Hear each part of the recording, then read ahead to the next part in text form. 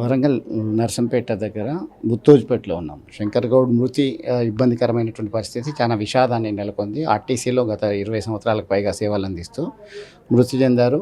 వారి కూతురు శ్యామల గారు ఉన్నారు. శ్యామల గారు చెప్పండి, ఇది చాలా విషాదకరం, దురదృష్టకరమైన పరిస్థితి. మీతో ఎప్పుడైనా మాట్లాడేవారా? ఏం చెప్పేవారు ఈ సమ్మె ఇవన్నీ చర్చలు అయిన తర్వాత? నానైతే సమ్య గురించి అయితే నాకు ఎప్పుడు ఏం చెప్పలేదు. కాకపోతే నన్నైతే ప్రతిరోజు ఫోన్ చేస్తాడు. తిన్నావా బిడ్డ, మంచిగా ఉన్నావా, ఇంటికి రా అంటాడు. హాలిడే దొరికినప్పుడు నాన్న డ్యూటీ లేనప్పుడు కూడా మా ఇంటికి వస్తాడు. నాతో మాట్లాడి వెళ్తాడు. 1 అవర్ 2 అవర్స్ కూర్చుంటాడు. టీ పెట్టిస్తా, తాగుతాడు. టీ పెట్టకుండా పెట్టించుకొనైనా తాగుతాడు. మాట్లాడతాడు, పిల్లలతో మాట్లాడతాడు. అంతే. అంటే దీని కొరకైతే చర్చ ఏం జరపలేదు. ఏం తెలీదు, దాని గురించి మాకేం తెలీదు. ఎందుకు మరి ఇంత అఘాయిత్యానికి పాల్పడ్డారు? మదనపడ్డారా? మిగతా కార్మిక సంఘ నేతల కొరకు ఏమైనా ఆలోచించేవాడా? ఎప్పుడు వాళ్ళ కొరకే అందరు గురించి అండి, మా గురించి అయితే ఆలోచించలేదు మా నాన్న. ఉమ్. అందరికీ అర్థమైంది ఇప్పుడు. నా గురించి ఆలోచించలే, మా తమ్ముని గురించి, మా అమ్మ గురించి ఆలోచించలే. వాళ్ళ గురించి ఆలోచించండు, వాళ్ళ కోసమే ప్రాణత్యాగం చేసిండు అంతే. కాకపోతే ప్రభుత్వం దిగి ఏం న్యాయం చేస్తారో చెయ్యాలి.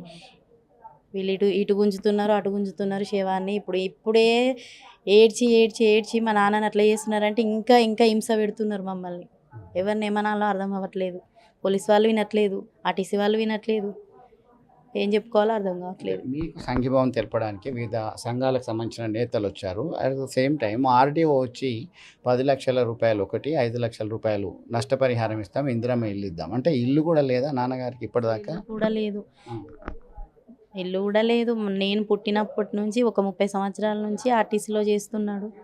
మామూలుగా 18 సంవత్సరాలు అవుతుంది గవర్నమెంట్ అయినా నాకు. అంతకుముందు కాంట్రాక్ట్ బేస్లో చేశారు.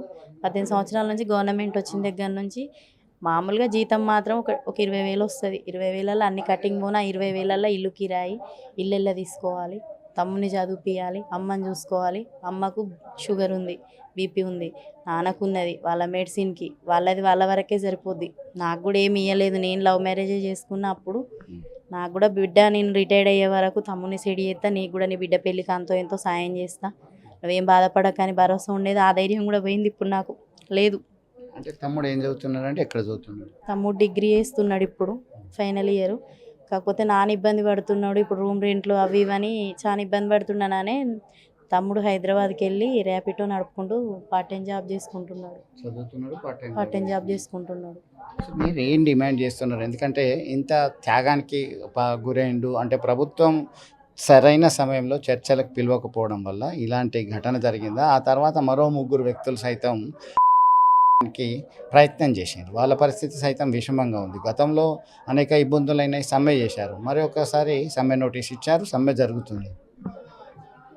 వాటి గురించి అయితే నాకేం తెలియదండి. ఆర్టీసీ గురించి నాన్నకు తప్ప. నాన్న అక్కడనే చూసుకుంటాడు, మా దాకా తీసుకురాడు.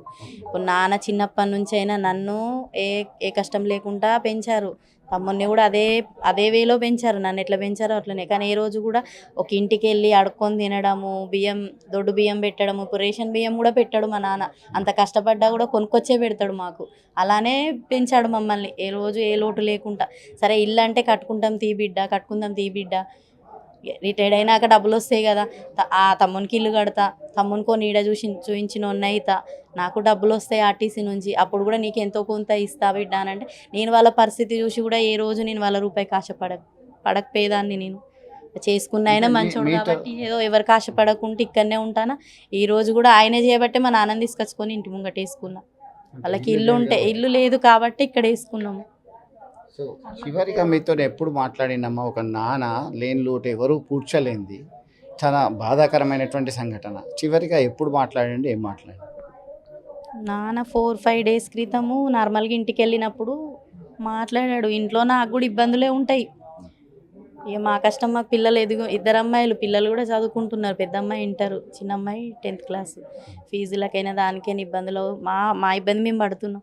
బిడ్డ మంచిగా ఉండాలి, బిడ్డ పని చేసుకోవాలి బిడ్డ అని ఏదో మంచితనంగా చెప్పేది నాన్న. నేను కూడా నువ్వు అంతో ఎంతో సాయం చేయాలి కదా నాన్న అని అంటే, నేను మంచిగా చెయ్యి, నేను రిటైర్డ్ అయ్యి అన్నీ చేసినాక మంచిగా నీకు పెడతా బిడ్డ అనే ఒక ధైర్యం ఇచ్చేది. ఆయనను కూడా ఎప్పుడు ఇబ్బంది పెట్టలే, రూపాయి నాన్న నువ్వు నాకు అని. కానీ ఇల్లు కావాలని అన్నాడా ఎప్పుడైనా? మనకంటూ ఒక ఇల్లు ఉండాలి, ఇల్లు తీసుకోవాలని. ఇల్లు కట్టుకోవాలి, రిటైర్డ్ అయినాకనే డబ్బులు వస్తాయి. ఏది ఉన్నా అదే, రిటైర్డ్ అయినాకనే డబ్బులు వస్తాయి.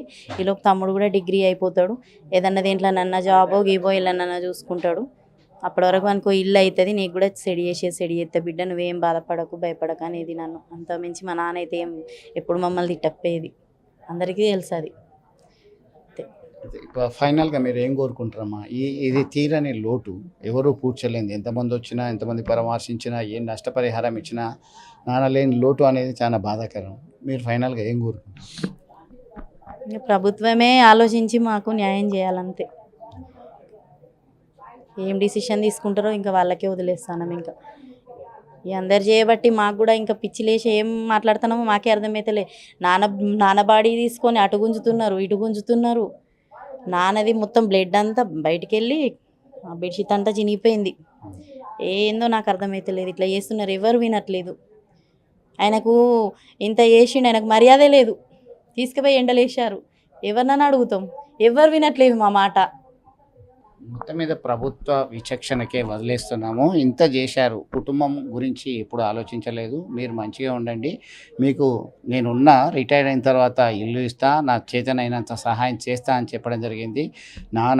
ఆ నాన్నకు కూతురు అంటే చాలా ఇష్టం. సొంత ఇల్లు లేని కారణంగా ఆ తండ్రి మృతదేహాన్ని కూతురు ఇంట్లోనే వేసి దహన సంస్కారాలు చేయడానికి సిద్ధమైనటువంటి పరిస్థితి. ఒకవైపు ఆర్టీసీ సంఘాలకు సంబంధించినటువంటి వాళ్ళు నివాళులు అర్పించడానికి ప్రయత్నం చేయడం, మరొక వైపు పోలీసులు ఖచ్చితంగా ఇది అడ్డుకొని తీరుతాము, అక్కడికి వెళ్ళడానికి వీలు లేదని ఆంక్షలు విధించడంతో చాలా అయోమయమైనటువంటి స్థితి ఉందని ఆవేదన వ్యక్తం చేస్తున్నటువంటి పరిస్థితి. ప్రభుత్వం ఖచ్చితంగా తమ కుటుంబాన్ని ఆదుకోవాలని చెప్పేసి వేడుకుంటున్నారు. వీడియో జర్నలిస్ట్ సుమంత్తో కలిసి చంద్రశేఖర్, RTV, ముత్తోజ్పేట, శంకర్ గౌడ్ నివాసం నుంచి.